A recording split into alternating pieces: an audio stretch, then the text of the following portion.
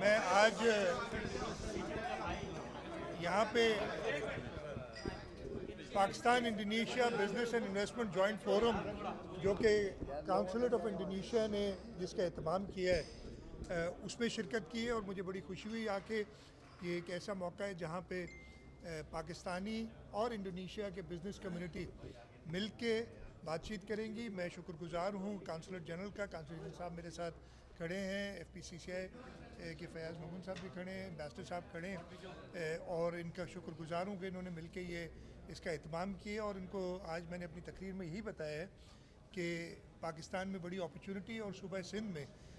اس لیے کہ ہماری پورٹ کی وجہ سے اور کراچی جو ہمارا بزنس اور فائنینشیل سینٹر ہے اس کی وجہ سے ہمارے بہت ایڈوانٹیجز ہیں. میں نے حکومت سندھ کی ترجیحات بھی بتائی ہیں، جو ایک نیا پورٹ بنانے کے سلسلے میں کے ٹی بندر پہ ایک Sindh Sindh international facilitation centre جو ہم بنانا چاہتے ہیں، جہاں پہ لوگوں کو ایک اچھی انوائرمنٹ ملے گی اور لیگل جو ہے ملے گا گراؤنڈ کی جہاں پہ وہ اپنا کام کر سکیں. اور تیسرا جو ہم چاہ رہے ہیں کہ ہم لارج اسکیل ڈیٹا سینٹرز بنائیں جس میں انرجی سستی بجلی پرووائڈ کر کے، اور دنیا میں جو اس وقت ڈیٹا سینٹرز اور آرٹیفیشل انٹیلیجنس آنے کے بعد جو ریکوائرمنٹ ہے اس کو پورا کریں. تو میں شکر گزار ہوں، اور یہ مجھے پوری امید ہے کہ اس کانفرنس سے اچھے نتائج ہوں گے. آپ کا جو سوال تھا بہت تشویشناک بات ہے. کل بھی دو واقعات ہوئے، اور خاص طور پہ ایک واقعہ جس میں ایک نوجوان کی جان گئی ہے ہمارے ہندو کمیونٹی کے ڈاکٹر کی. اس کا سختی سے نوٹس لیا، اور انشاءاللہ تعالی یہ جو پرپیٹریٹرز ہیں، جو کرمنلز ہیں، وہ قانون کے ہاتھ سے نہیں بچیں گے. اور مجھے پوری امید ہے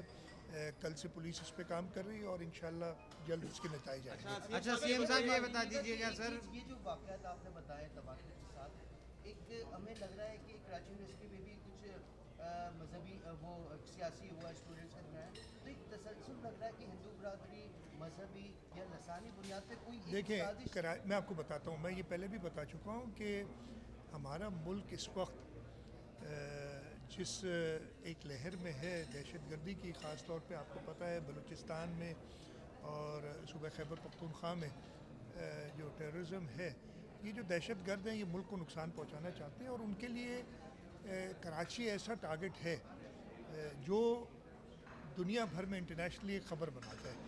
اس سلسلے میں نے سیٹرڈے کو ہفتے کے دن ایک میٹنگ بھی کی تھی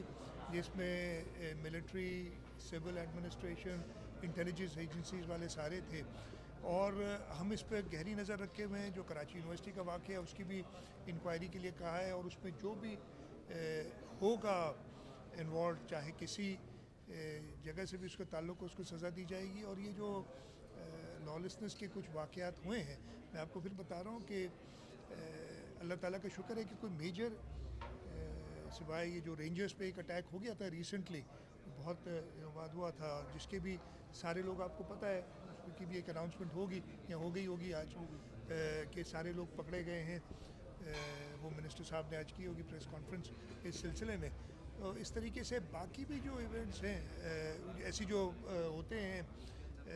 کرائمز، ان کے پیچھے حکومت سندھ اور ہماری پولیس، ہماری لا انفورسمنٹ ایجنسیز، ہماری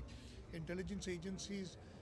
اپنے کام میں مشغول ہیں، اور انشاءاللہ تعالیٰ ان کو ہم جڑ سے اکھاڑ کے پھینکیں گے. پہلے بھی ہم نے صوبہ سندھ کو اور خاص طور پہ کراچی کو جو ایک دہشت گردی کا مرکز بنا ہوا تھا، وہاں دہشت گردی ختم کی تھی.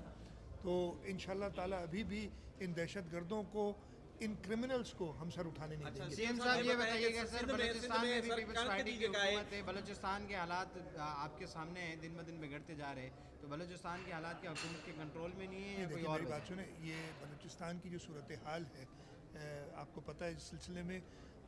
جو لوگ وہاں پھیلانا چاہ رہے ہیں ان کے آپ کو میں اب کیا بتاؤں، آپ کو بڑی ڈیٹیل میں یہ بات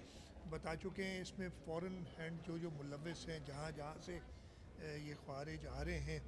تو ان کو یہ ایک سافٹ گراؤنڈ ملا ہے. لیکن انشاءاللہ تعالیٰ مجھے بلوچستان کے لوگوں پہ، بلوچستان کی عوام پہ پورا یقین ہے کہ وہ ایک मुखलिस और एक लॉयल पाकिस्तानी की तरह अपना किरदार अदा करेंगे और दहशत गर्दों का साथ अच्छा कोई सीएम नहीं साहब देगा। सिंध में कणक जी जेका आहे उहा खोट वधी वई आहे अटो 140 खां 160 ताईं विकिरो थिए पियो ऐं छापा बि शुरू आहिनि छा इहा जेका कणक आहे तव्हां हथु करे सघंदव हाणे सिंध जे माण्हुनि खे अटो केतिरे में मिली सघंदो सो इस पर मैं उर्दू में ही बता देता हूँ। आटे का बहरान बिल्कुल हुआ है और इसकी मैं थोड़ा सा पीछे चला जाऊँगा इस सिलसिले में। आपको याद होगा जब इसकी प्रोक्योरमेंट का टाइम आया था, दो ये प्रोविंशियल सब्जेक्ट है लेकिन हमें वफाक ने कहा कि हमने साथ मिलकर एक फ़ैसला करना है ताकि पूरे मुल्क में एक ही कीमत हो। हमने 4,000 रुपये कम अज़ कम पर मन फी मॉन्ड पर 100 किलोग्राम्स हमने रिक्वेस्ट की थी, लेकिन वफाक ने कहा कि जी ये सारे सूबों में हम मांगी होनी चाहिए, बाकी सूबे नहीं मान रहे थे, ख़ास तौर पे बड़ा सूबा। तो 3,500 पे हमने सिर्फ उस हमांगी के लिए 3,500 रुपये पे